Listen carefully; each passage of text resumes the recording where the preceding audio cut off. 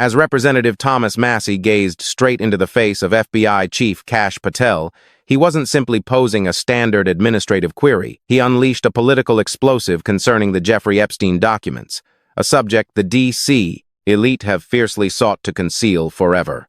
"Mr. Chairman, I seek a unanimous consent request," and the floor was yielded to him. Through those apparently ordinary administrative phrases, an absolutely groundbreaking and momentous clash commenced within the congressional chambers. The lawmaker quietly declared his intention to submit 4 distinct, incredibly volatile records into the formal parliamentary logs. The initial item was an astounding article of investigative reporting outlining Jeffrey Epstein's grim and corrupt past, a timeline that unfolded visibly over many years. Significantly, this particular paper contained a stark, unnerving citation from past Labor Secretary Alexander Acosta, who plainly noted on the record that he had been advised Epstein was an intelligence asset and was strictly ordered to drop the issue.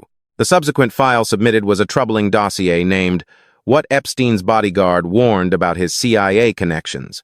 The third piece was a major news article exposing Epstein's carefully maintained personal schedule, highlighting arranged, top-tier gatherings with a notable Obama-era executive and the head of the CIA. Lastly, the fourth record underscored an incredible 36 distinct encounters involving Jeffrey Epstein and Ehud Barak, Israel's ex-prime minister and past director of their military intelligence. Every one of these files was admitted to the logs without any opposition, establishing a dark preamble for the questioning that would soon commence. The setting was a session of the House Judiciary Committee, where FBI Chief Kash Patel was seated rigidly at the testimony desk, looking at Kentucky Republican Representative Thomas Massie, who had just received his designated 5 minutes to interrogate. Massie had obviously thoroughly prepared, arriving ready for a fierce verbal battle. He had attentively observed Patel's statements to the Senate the day before, during which Senator Kennedy continuously grilled the director regarding the highly protected Epstein documents. In that Senate session, Patel declared definitively under oath that no believable evidence existed to suggest Epstein ran his illegal operations for anyone other than himself. At this moment, Massie was preparing to contest that very specific, absolute assertion. He wasn't equipped with online gossip or baseless theories, but rather with precise, recorded proof extracted straight from the FBI's own storage. It is crucial to follow this detailed breakdown to the conclusion, as the events of this heated dialogue were far from a standard, boring congressional review. It proved to be a head-on, persistent clash regarding the actual magnitude of this trafficking web. It showcased an active U.S. representative quoting formal, highly sensitive FBI files detailing no less than 20 exact figures, encompassing elite billionaires, royal lineage, influential global financiers, and insulated Hollywood stars. Across the desk, the FBI's leader completely declined to verify whether any valid inquiries into these individuals had ever occurred. For newcomers to the channel, please subscribe immediately, since this deep dive cuts to the heart of what occurs when victims courageously provide the FBI with precise identities, when those identities are carefully recorded in formal government papers, and the director still swears there is no reliable intelligence to follow up on. Thomas Massie isn't a typical, everyday lawmaker. Possessing a demanding diploma from MIT, designing and constructing independent solar residences, and thriving as an ingenious businessman prior to his political career, he tackles these sessions with the icy, methodical accuracy of an engineer. He poses specialized, precise inquiries, and he outright rejects ambiguous administrative dodges. He showed up to this session holding indisputable data from the FBI's private records that openly clashed with the narrative Patel delivered to the Senate a mere day prior. Prior to Massie initiating his primary interrogation, essential foundations were established by multiple peers on the committee who utilized unanimous consent to inject critical background into the enduring logs. As noted earlier, these papers proved the horrifying, irrefutable extent of Epstein's connections to espionage. However, there was a supplementary vital addition that must be acknowledged. A legal ruling by Judge Angel Mayer declaring the state presently holds approximately 100,000 pages of documents concerning Epstein. This represents an enormous, extensive repository that completely overshadows the scant 70 or so pages of grand jury records typically highlighted by the press. 100,000 pages of proof are right now secured away under FBI supervision. Next, Massie claimed the mic as the chamber quieted, stating, "Thank you, Mr. Chairman. Director Patel, I viewed portions of your Senate testimony yesterday when Senator Kennedy questioned you regarding who else, if anyone, Epstein linked these females with. You answered, based on the transcript, that there exists no reliable data indicating he implicated any other person." Massie was cleverly trapping Patel, utilizing the chief's own testimonies given under oath to set an irrefutable foundation for their dialogue. He went on, pointing out that Patel had formerly attributed the appalling absence of intervention to restrictions stemming from narrow search warrants issued between 2006 and 2007, asserting that an antiquated non-prosecution deal had thoroughly crippled any subsequent inquiries. Yet Massie instantly deconstructed that exhausted, administrative justification with clinical exactness. He highlighted that those exact legal boundaries were exclusively relevant to the Southern District of Florida. They definitely did not pertain to the Southern District of New York, which was the exact region managing the bombshell 2019 charges. That 2019 probe generated a massive pile of new proof, featuring a huge collection of FD 302 records. For important background, an FD 302 represents the formal, uniform paperwork employed by the FBI to thoroughly record discussions, observer remarks, and victim accounts. The 2019 New York probe wasn't restricted by the historical Florida boundaries that Patel attempted to wield as an unbreakable defense. The information Massie uncovered next was absolutely ruinous to the official storyline. Based on the courageous survivors who assisted the FBI throughout that probe, those exact 302 files papers currently held undeniably by the Bureau list a minimum of 20 exact males. Massie didn't hesitate at all, explicitly and vocally identifying Jez Staley, the past CEO of Barclays Bank, as a participant who profited from this sinister syndicate. He cited Virginia Roberts Giuffre, a highly visible and brave victim who has recently died, paying respects to her legacy while utilizing her traumatic statements to ruthlessly chase accountability. Massie clearly declared that the Bureau's internal documents outline at least 20 influential men. He subsequently went on to recite the descriptions of these insulated figures, offering sufficient, specific, recognizable traits to ensure everyone present understood these were not merely gossip. They are precise, recognizable, extremely potent individuals recorded within national files. The roster articulated within the serious boundaries of that congressional hearing space is, undeniably, completely astounding to grasp. It illustrates a frightening portrait of institutional rot reaching the utmost tiers of our culture. It features no less than 19 additional, separate people present right beside the earlier noted elite financier. This encompasses a massive film executive, an individual allegedly valued at hundreds of millions capable of dictating entire careers. The catalog contains a member of a royal family, a persona guarded by staggering riches and diplomatic protections. It clearly identifies a supremely prominent actor operating at the zenith of the global music business. It documents an incredibly influential, shielded banker manipulating enormous tides of international wealth. Furthermore, it identifies a prominent public servant, an influential past legislator who unquestionably molded public rules, the fabulously rich proprietor of an iconic Italian car brand, a globally worshipped musician, a widely recognized illusionist, and a minimum of 6 unique billionaires, featuring a vastly powerful tycoon originating from Canada. It is imperative to comprehend the sheer magnitude of this moment. It was absolutely not a brief instance of low-effort political drama. This was not a representative utilizing reckless, unfounded theories to grab a trending clip for television audiences. Representative Massie was formally announcing, resolutely and permanently on the official governmental logs, that United States records presently possess this exact, incriminating, indisputable intelligence data collected straight from the harrowing, direct testimonies of courageous victims.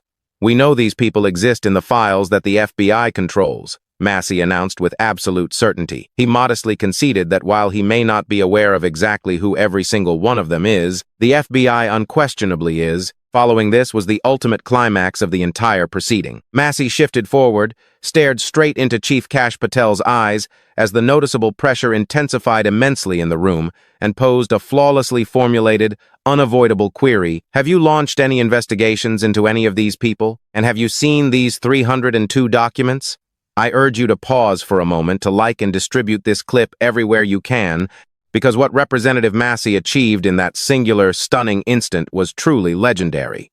Through a handful of direct statements, he forcefully injected into the enduring, immutable congressional record the horrifying truth that the FBI literally possesses the identities of the most influential figures worldwide, people directly accused by scarred victims of horrendous abuses. And at this point, trapped beneath the glaring lights of congressional oversight, the FBI director was forced to frantically attempt to justify to the U.S. population exactly why the leading justice organization on Earth had basically done zero with this volatile information. Chief Patel's reaction to this direct challenge was an eerie, absolute masterclass in administrative dodging and strategic organizational deflection. Rather than issuing a direct reply, he commenced with a broad, extremely vague assertion. He insisted he had already ordered his FBI personnel to intensely examine the whole of the colossal case documents and present any trustworthy intelligence, while extending an ambiguous pledge to collaborate closely with Congress. However, one must closely observe the extremely cautious, legally constructed wording of his formal answer. He remarked, "Any investigations that arise from any credible investigation will be brought." Notice what is purposely omitted. He absolutely failed to state, "We are actively investigating the men explicitly named by the victims." He did not gaze at the members and declare, "We have reviewed the specific 302 forms and we are moving forward with grand jury subpoenas." Rather, it was a completely conditional, inherently hollow vow resting totally on the highly interpretive, easily twisted meaning of the term credible. Moreover, Patel introduced an intensely meaningful, frightening condition to shield himself. He asserted that definitely no fresh evidence had crossed his desk that would prompt a new charge. Translated into simple terms, despite the irrefutable reality of huge piles of 302 paperwork bursting with thorough victim accounts identifying 20 elite males, literally nobody within the massive U.S. justice system has suggested a new prosecution to the FBI director. Representative Massie, nonetheless, remained completely resolute. He declined to allow the director to escape into the fog of administrative doublespeak, and instantly pushed aggressively on the fundamental, glaring paradox of the whole session. He questioned, his tone piercing the chatter, "So is the loophole here, or is it your assertion that these victims simply aren't credible, that the 302S didn't produce credible statements that rise to the level of probable cause? This constitutes the ultimate, fiery issue of the complete decades-long ordeal. If the formal records conclusively hold the identities of 20 powerful,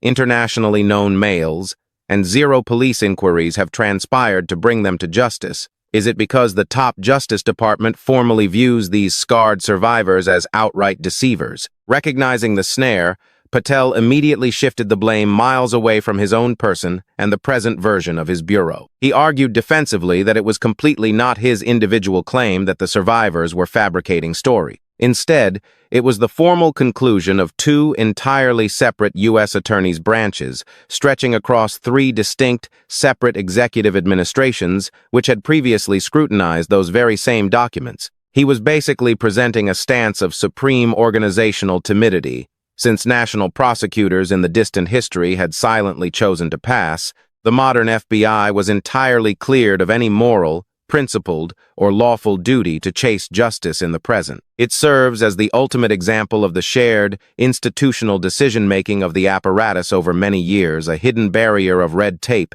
engineered to guard the aristocracy. Massie desired to be absolutely transparent for the long-term law. He inquired whether those past authorities had thoroughly examined all the particular 302 files held by the FBI.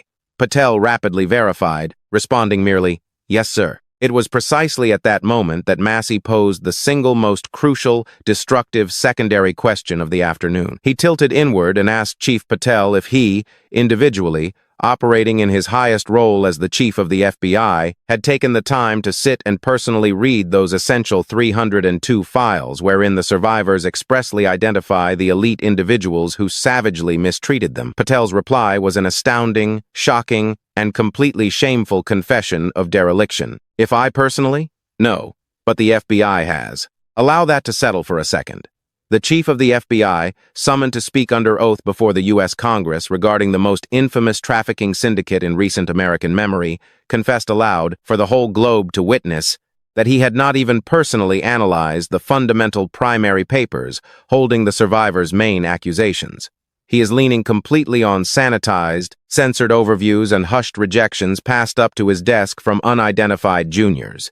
Representative Massie flawlessly encapsulated the pure, simmering anger of the whole U.S. populace with his scathing subsequent retort. He glared at the chief, demanding how Patel could conceivably have the audacity to sit before the U.S. Senate merely a day earlier, gaze into the eyes of the American public, and absolutely assert there are literally no identities to look into, when he hasn't even maintained the simple integrity to peruse the actual documents. Chief Kash Patel believed he could conceal himself behind the clinical, heavily polished vocabulary of administrative rules, yet Representative Thomas Massie simply snared him in a ruinous trap built of his own bureau's double standards. Chief Patel, clearly boxed in by the unyielding and systematic barrage of inquiries, tried an incredibly feeble and clumsy explanation concerning the volatile identities concealed inside the government records. He protectively pointed out for the log that he had, actually, specified one individual throughout that exact session, distinctly alluding to Jess Staley. Yet,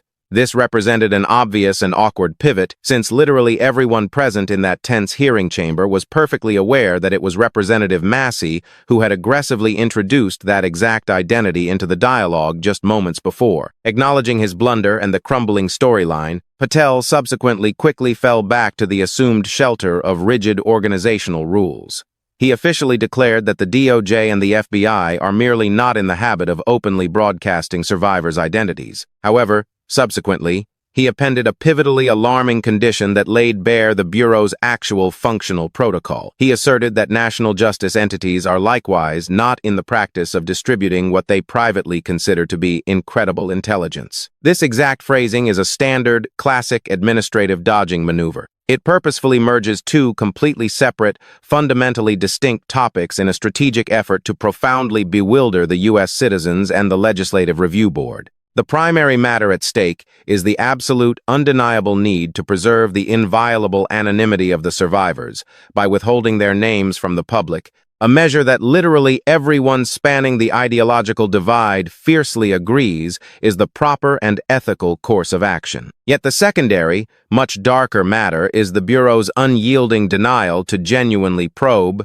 question, and lawfully charge the extremely influential males whom those exact survivors explicitly identified in their sworn declarations. By spitefully and handily classifying the traumatic, direct narratives of these survivors as incredible, a phrase overtly and purposefully intended to suggest the data isn't reliable enough to lawfully chase the FBI, has basically concluded from the dark that the victims are simply not to be trusted the minute they presume to aim their accusations at worldwide billionaires, global royals, and deeply rooted lawmakers.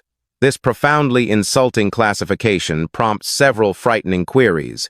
What precise, insurmountable lawful benchmark is being leveled against these particular females by the foremost justice institution in the nation? What type of mystical, completely impossible verification is stringently demanded by the FBI whenever they are compelled to confront the absolute apex of the worldwide aristocracy? These crucial, core questions touching upon the very essence of U.S. fairness and uniform protection beneath the statutes were greeted with absolute, deafening quiet from the testimony desk. Declining to release the chief from scrutiny, Massie intelligently shifted to a tightly linked topic that flawlessly underscored the Bureau's obvious, nearly insulting hypocrisy when engaging with the populace. He focused on the visuals of the scenario, inquiring of Patel plainly if he was bodily in attendance at a recent, massively promoted gathering at the White House.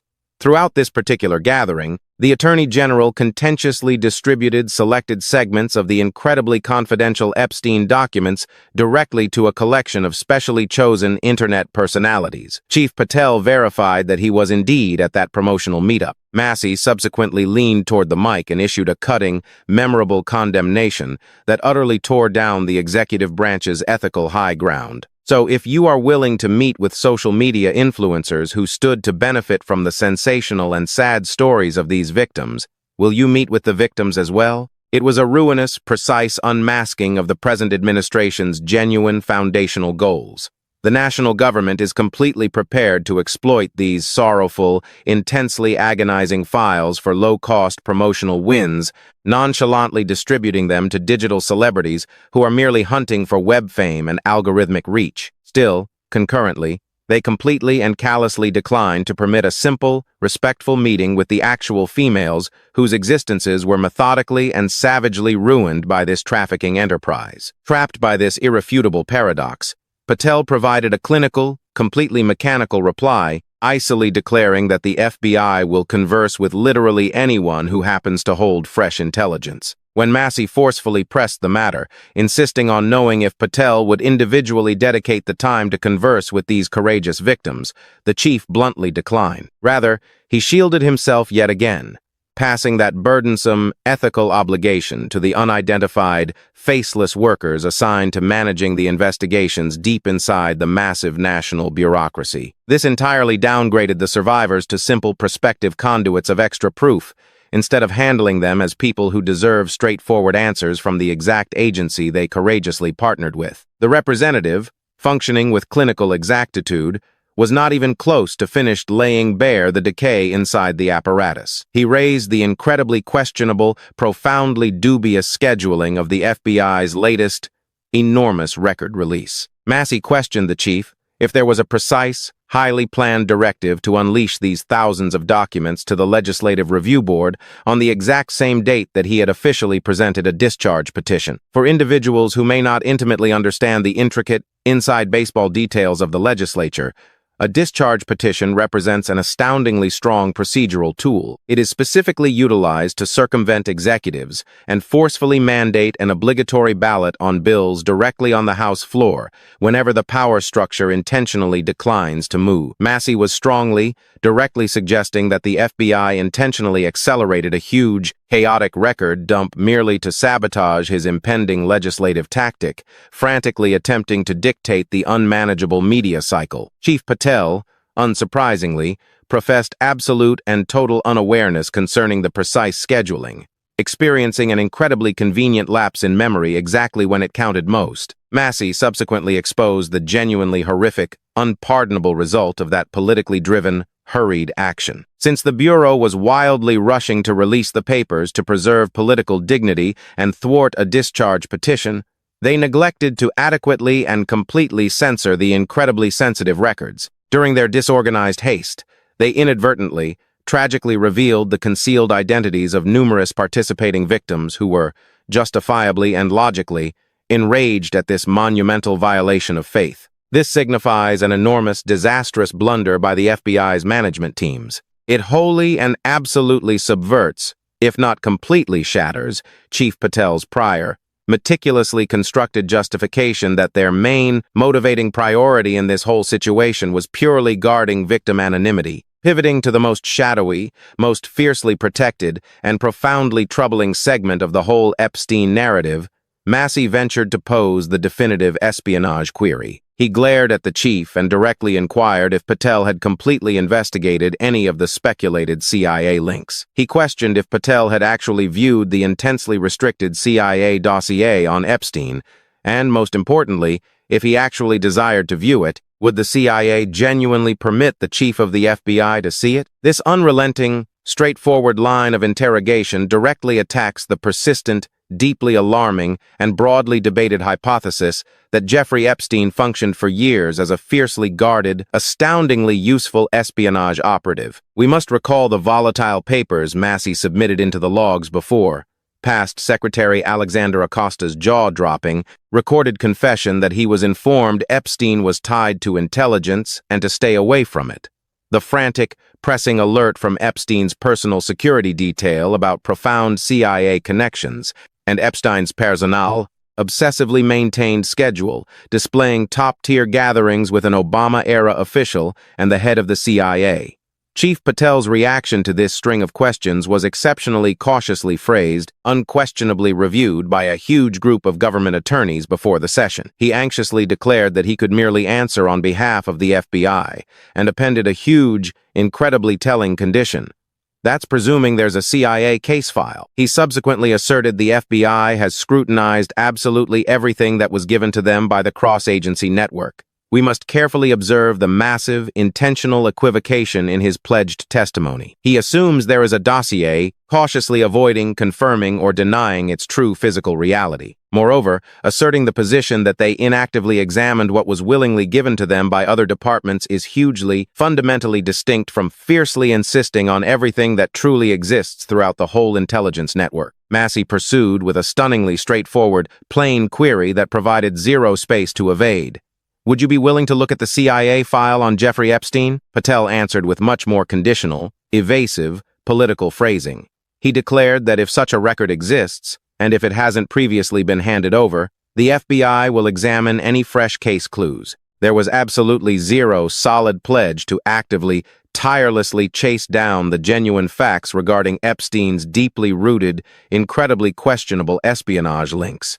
To savagely expose the glaring, astoundingly insulting dual standard presently plaguing the U.S. judicial framework, Massie flawlessly raised two different huge, completely unsolved national probes. He requested Chief Patel provide a precise update concerning the January 6th pipe bomb incident and inquired if they had achieved any headway discovering the actual rationale of the Las Vegas gunman. Both of these highly visible, complicated inquiries have devoured truly astronomical quantities of FBI assets, endless hours of labor, and incalculable specialized personnel. The pipe bomb case has necessitated inspecting literally thousands of hours of blurry security video, presenting massive bounties, and executing endless questionings nationwide. The Las Vegas shooting investigation was formally among the most massive, most comprehensive probes in the entire past of the FBI. Still, regardless of this huge outlay of citizen resources, the person who placed the pipe bombs remains a complete, unbroken enigma. Likewise, the core, motivating reason for a man who slaughtered 58 blameless individuals in 2017 has never been conclusively proven or formally announced to the populace. Chief Patel, obviously uneasy, provided nothing except vacant, standard promises. He asserted, lacking any details, that it remains an active inquiry concerning the pipe bombs and declared he would need to eventually respond back to Massie regarding the Las Vegas reasoning. Yet the frightening, irrefutable argument was cleanly and expertly established for the legislative logs. Whenever the FBI genuinely wishes to uncover something, they unleash an unyielding, unstoppable legion of operatives and spare absolutely zero cost. Yet, whenever they desire a profoundly bothersome matter to silently perish in the dark, such as fiercely probing the 20 extremely influential males directly identified by Epstein's collaborating survivors, they suddenly and magically lack credible evidence and tightly shut the dossier. As Representative Massie ultimately surrendered the rest of his allocated clock, another deeply troubling administrative maneuver transpired inside the panel. A separate representative formally requested unanimous permission to submit an intensely worrying, incredibly anomalous, unautographed document dated the 7th of July 2025. This enigmatic, cowardly paper, formally displaying the authorized, respected emblem of the DOJ and the FBI, declared the subsequent chilling result: "We did not uncover evidence that could predicate an investigation against uncharged third parties." This completely nameless, administrative paper seems to represent the final, invincible barrier the FBI is actively deploying to officially rationalize their complete, institutional paralysis. Yet its actual presence requires massive, unyielding, and prompt legislative examination. Who specifically inside the vast national machinery drafted this conclusive document? What precise, physical proof did they allegedly analyze prior to securely composing it? How might any educated, sworn national detective possibly conclude that multiple, supported pledged accounts from real survivors, accounts describing the terrible offenses of a royal prince and 6 worldwide billionaires, do not represent adequate foundational proof to even initiate an initial inquiry? Please ensure you are formally subscribed to this platform and have your alerts securely activated, as the core, institutional paradox laid bare in this session is genuinely terrifying regarding the destiny of the nation. Actual, scarred victims courageously took a seat with national detectives, painfully recounted their absolute darkest terrors, and distinctly identified 20 influential males. Those identities are forever, permanently stamped in formal FBI 302 documents. Still, the formal, openly declared, strongly shielded position of the FBI is that this heap of horrifying statements is merely inadequate to justify a simple police inquiry. Let us plainly, carefully, and lacking any doubt, evaluate the irrefutable truths that were forever solidified within the wood-paneled walls of that legislative hearing space and strongly compare them against the horrifying truths that yet remain profoundly concealed in the systemic dark.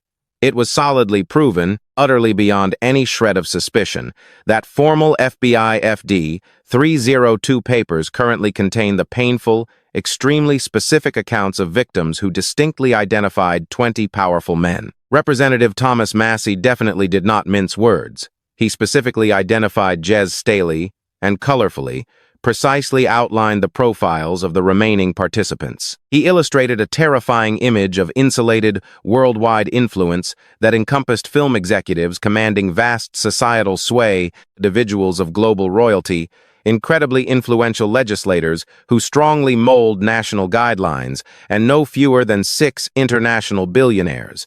We need to be absolutely, transparently clear regarding this critical detail.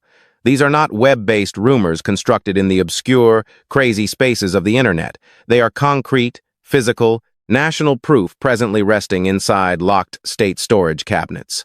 FBI Chief Kash Patel did not, and lawfully could not, contest the reality of these crucial incriminating papers. It was proven as an item of enduring legislative record that the present chief of the FBI hasn't even bothered to personally take a seat and peruse these core statements. Moreover, it was proven that past executive branches and their respective justice agencies silently, effectively buried these volatile clues, separately deciding that they somehow didn't justify charges and guaranteeing that absolutely nobody inside the present national machinery is advocating for fresh prosecutions. Yet what was not proven throughout this highly charged dialogue is equally, if not increasingly, essential to comprehending the actual design of this institutional concealment. We yet remain ignorant of the limits of the mystical, unseen benchmark being utilized by national attorneys that abruptly classifies these courageous assisting victims as incredible or unreliable. We remain unaware if a single individual among these 20 astoundingly powerful males was ever even summoned into a government facility for a simple, initial questioning, much less put through a strict cross-examination. We remain unaware of why the FBI will fiercely, tirelessly overturn every lone pebble in a regular, local-level trafficking inquiry, employing every asset available to them, yet abruptly requires an unattainably stringent, legally unheard-of standard of evidence when the defendants happen to travel on exclusive Gulfstream planes and participate in restricted official banquets. We yet remain ignorant of the identity of the administrator who drafted the cowardly, unautographed paper from July 2025, a document that essentially closed the heavy, steel gateway on fairness by asserting there was zero proof to advance. And possibly, most dreadfully, we definitely do not know the actual extent of the CIA's participation, or whether the espionage sector is actively, purposefully, and spitefully hiding restricted data from national police merely to safeguard their own profoundly exposed operatives. The absolute heart of this whole sprawling problem revolves around the purposeful, dark twisting of the lawful meaning of credible information. Within any regular, operating justice process inside the U.S., if a scarred survivor takes a seat in a clean questioning room, gazes at a national agent directly, and delivers an intensely thorough, supported account naming their tormentor, that constitutes the exact meaning of credible information. It serves as the requisite, essential catalyst that launches a strict, unavoidable probe. In normal situations, that solitary account initiates a torrent of grand jury orders. It compels the thorough, investigative scrutiny of foreign banking files. It necessitates the careful tracing of aerial travel histories, and it invariably results in severe, unyielding questioning of the defendants. Yet, in the Jeffrey Epstein scenario, it has become glaringly clear that an entirely separate, alternative judicial reality is in effect.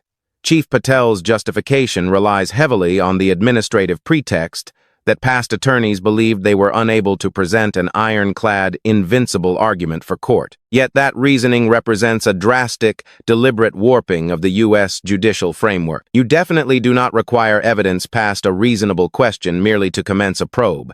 You simply require reasonable cause. Determining that a complicated matter might prove tough to succeed with before a panel is definitely not an acceptable lawful or ethical pretext to decline investigating it completely. The unautographed document stating that no actionable proof was found isn't merely administrative red tape. It is a repulsive, premeditated slight against the survivors whose pledged statements are based on rigorous, lawful definition. Proof. Kindly pause for a second to tap the like button and drop an intensely thorough remark outlining your views underneath, as the institutional truth that Representative Massie laid bare throughout this session is terrifying to the absolute marrow. Observe carefully the staggering, nearly incomprehensible assets deployed by the national authorities toward alternative, heavily publicized inquiries, like the January 6th explosive devices and the terrible Las Vegas massacre. During those probes, we observed thousands and thousands of hours of security tape being meticulously scrutinized image by image.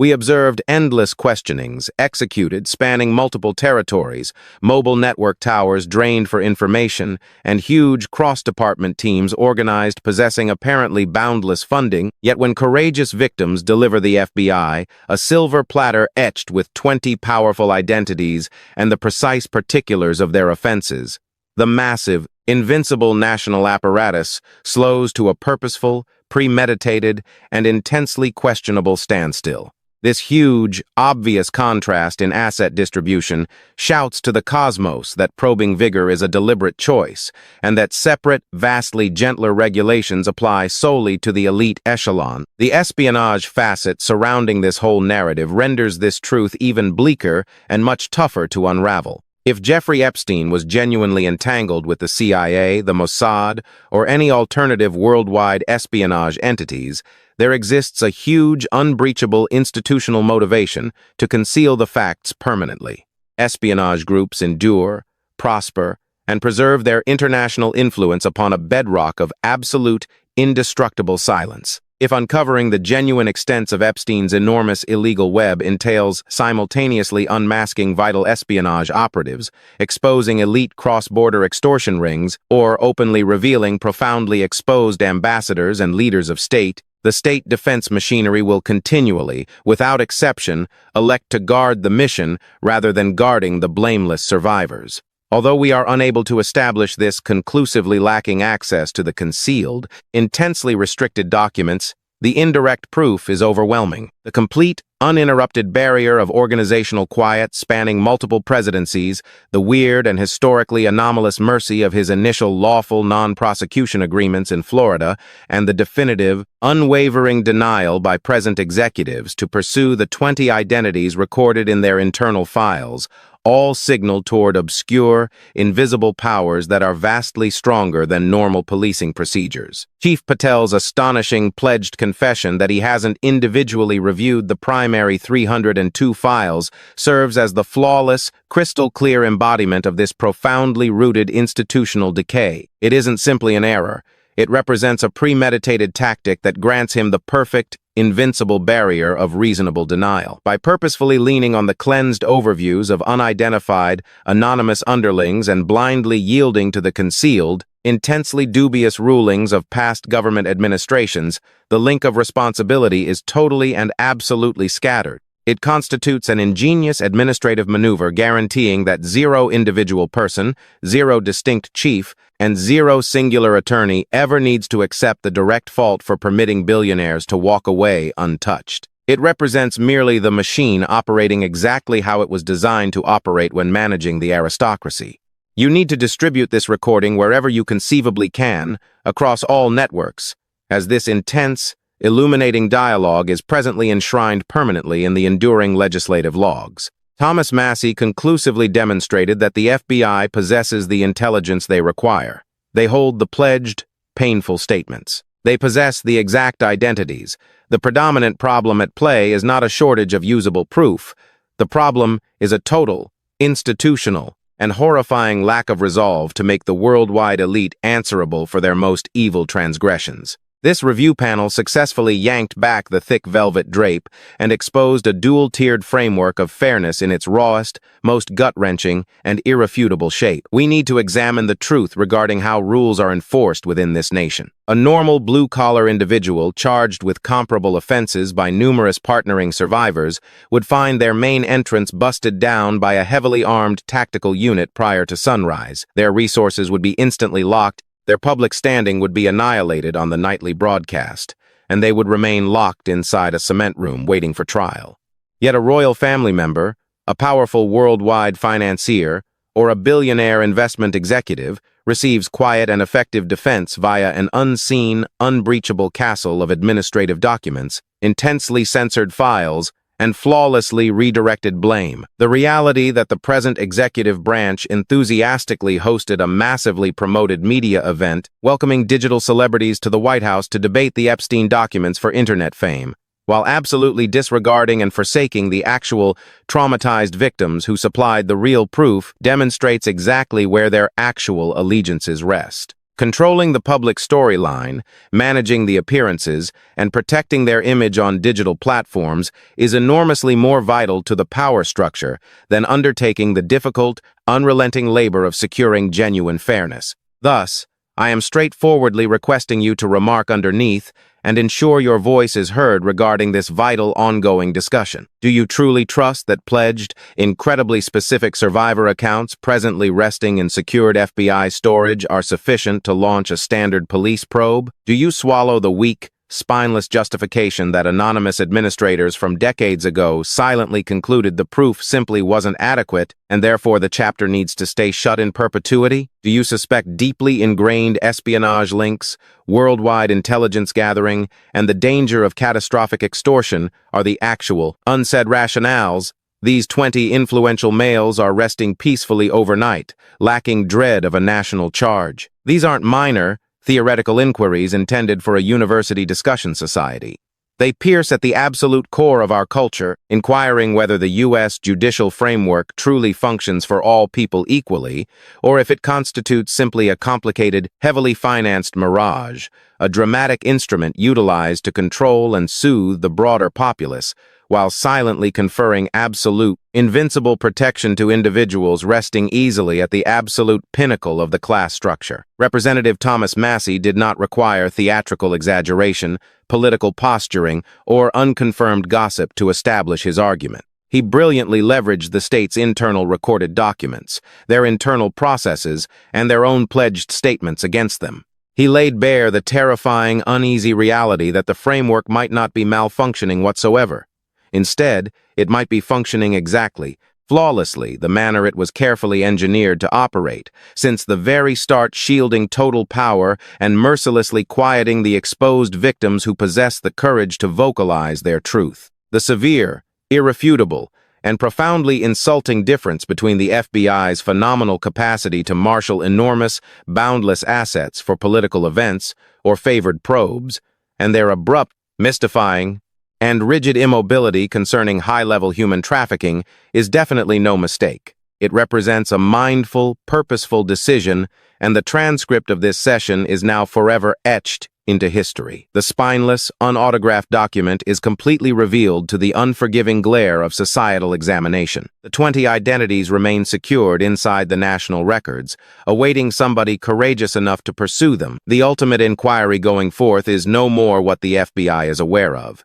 We have proven that they are aware of everything. The final question currently is whether the U.S. populace will keep accepting a department that understands the horrific reality and purposefully, intentionally, and continually elects to avert its gaze. The legislative session might have officially finished with the striking of a gavel, but the genuine battle for openness, driven by this volatile and momentous legislative record, has merely just commenced.